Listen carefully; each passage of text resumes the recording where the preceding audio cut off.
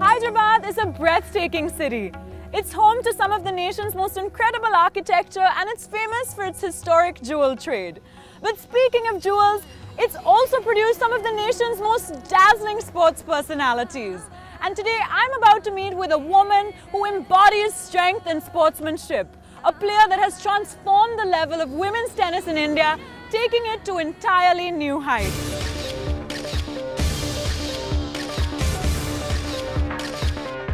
Hello and welcome to Mahindra Scorpio presents TOISA, Drive to the Top. My name is Mirza and I'm about to meet with tennis sensation Sania Mirza, winner of the TOISA Jury's Award for Tennis.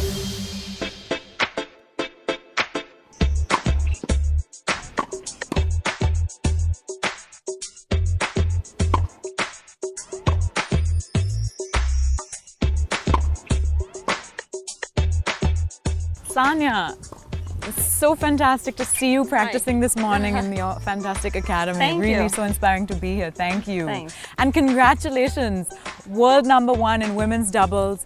You've come such a long way and there have been so many milestones. How does it feel? No, yeah, it's been great. I mean, I think if someone told me at the beginning of my career when I picked up a tennis racket that I'm going to achieve everything that I have, by the grace of God, it's been, I would have taken it with both hands. So, it's been an amazing journey.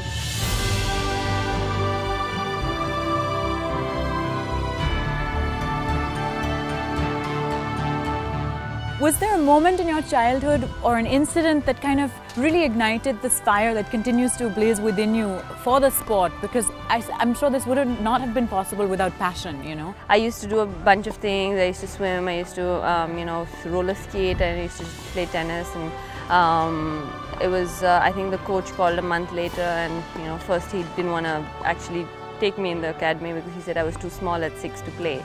And then he called a month later and he said, I've never seen a 6-year-old hit a ball like that. And I really think, he called my parents and said, you should come and have a look. And I think we just went from there, really. It was never really one day, went with the flow, sort of. And the flow was obviously pretty good. Are there any memories from your career so far that you cherish particularly? I mean, for me, I think winning medals at the Asian Games, and I've won, 13 medals now. And for me, that is a really high in my career because I feel every time you stand up on that podium is extremely, it just really humbles you. And I think that's a dream come true for every person to represent your country at what you do. And so that was amazing for me to play at Wimbledon, to win my first Grand Slam as a junior, as a senior. I mean, like I said, I've had a long career, fortunately, and I'm able to pick out a lot of such moments.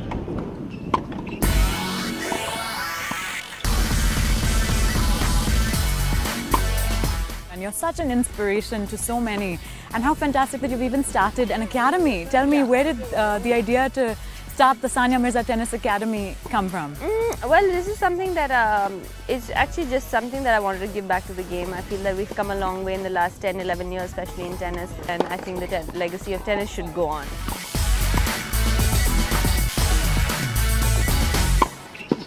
This sort of spirit of resilience and just being able to face whatever comes your way. You've also had to deal with injuries. It's been heartbreaking to see the knee and wrist injuries that you had to deal with, the surgeries.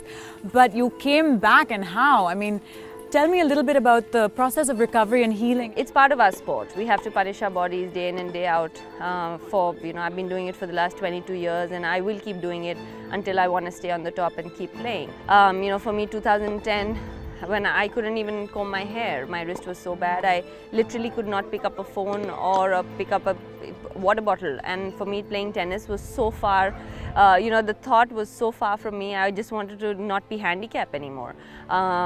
So for me to come back that year and win 4 medals at the end of the year at Asian Games and Commonwealth Games, because I was actually going to announce my retirement, In a 22-year-long career, there's going to be times when you doubt yourself, and that's when your close people come, and your team comes in that's their control to keep you together in those moments. And I mean, I've been fortunate to have a very good team around me.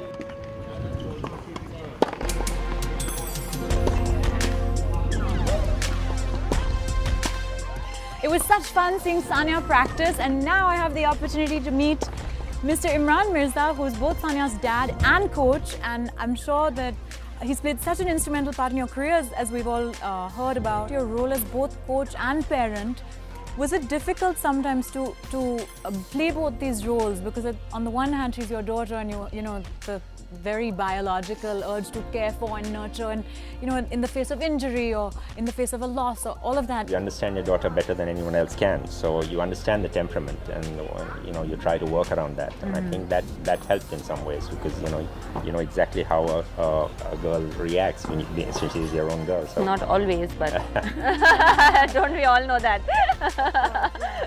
But did you have to also at some points hold yourself back and be dispassionate so that you could be the tough coach who kind of, goads her on in the face of obstacles? The thing is, when I watch her playing matches, I think it's totally a coach watching, because you cannot afford to be emotional, to show your emotions, and you have to be emotionless and try to look at it purely from a technical aspect. And I think I've learned to do that.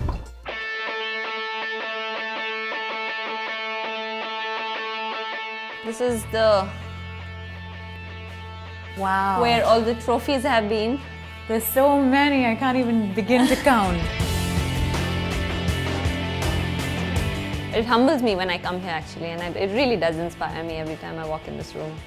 I've just been looking at the shelves, trying to figure out what's for what, and I noticed that those are some of the most exciting ones. Those all of them actually, all the Grand Slam finals and all the Grand Slams that I won. So this is my first Grand Slam that I won in 2009. And one of the plates there is the 2008, the first final that I played. So that starts from 2008, and hopefully I'll have to make a bigger shelf of that, and hopefully make a bigger shelf of that one.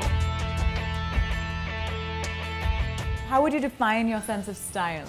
I, believe it or not, actually, I love being very, very casual, and if I had a choice, I'd be in jeans or a tracksuit or track pants all the time, and I'm a very home-born person, so to say. But I like any other woman. I like looking good, and I've always had, and since I was a young girl. It's wonderful that you were able to excel in all these different elements of your life, or whether it's style or being patriotic about the state or whatever it is. It's really fantastic. Yeah, I think that it's very important because I think that people have this thing as kids. I've heard it from my own, not from my immediate family, but from my aunts and uncles, saying, why are you letting her go out and play in the sun? She's going to get dark, and who's going to marry her? And things like she's going to become boyish, she's going to become a tomboy. Haven't we all heard that when we've gone out in the sun? Yes. Right? So I think that I just wanted, and not that I wanted, it comes naturally to me to be as girly girl as possible. But my best friends are all guys because I connect with guys amazingly. So I am kind of a tomboy with them, but I'm still a girly girl when it comes to dressing up and looking good and trying to look good. And obviously I try and be the best that I can be at what I do and play tennis. Sania, your journey probably started in school, right? I see some trophies that are also when you for games you might have played in the state or nationally, as a child. Was your school quite instrumental in your journey? No, of course. I think I think the school is something that is kind of makes or breaks you. First of all, it gives you that education and the etiquettes that you need. And I always tell kids, whenever they come up and say, how do we choose between? I said, you don't need to. You need to do basic education. I think it's very important for you to have a basic education from a normal, school, normal schooling. And my school's been amazing with that. They've given me amazing, attendance leaves. They've given me all these things, and that's why I actually want you to come with me. I think we can go to school, and I haven't been there in a few years, and I'd love to take you guys there. Oh wow, fantastic. I'd love to see your school.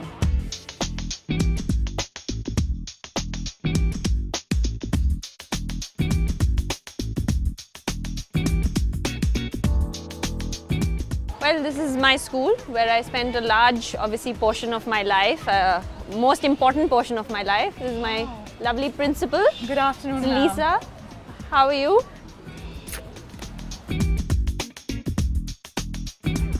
Sania, it must be pretty nostalgic coming back to school, right? Yeah, I know it's great. I've actually not been here in a few years, but it feels really good to come back. Yeah, it does bring back a lot of memories.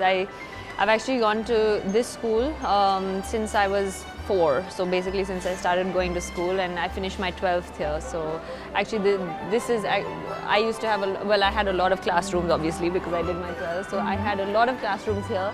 Our physics lab was up there. Our chemistry labs are up there as well somewhere. I don't know if it's still here. It was a while ago since I passed out of school. So, and yeah, and you know, we spent a lot of our time here obviously as kids, sometimes bunking, which maybe I shouldn't say it, but Come on, all kids and bunk. yeah, and this was actually our assembly hall right here.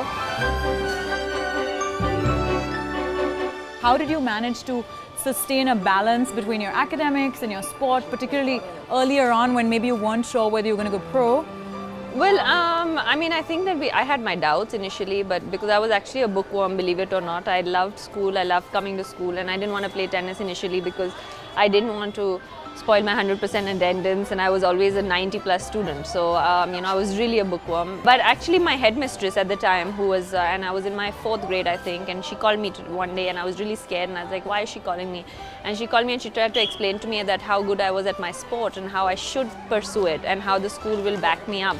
And I think that's very special because I think schools don't do that. You know, they always, there's always some schools that are tough with attendance and stuff. So, yeah, I think that, you know, like I said, the team, I think the school comes in my team that has helped me be where I am today as well.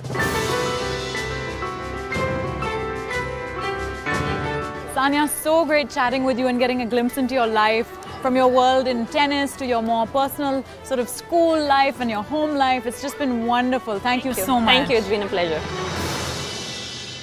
It's been so exciting to get a sneak peek into the world of ace tennis player Sania Mirza in the enchanting city of Hyderabad.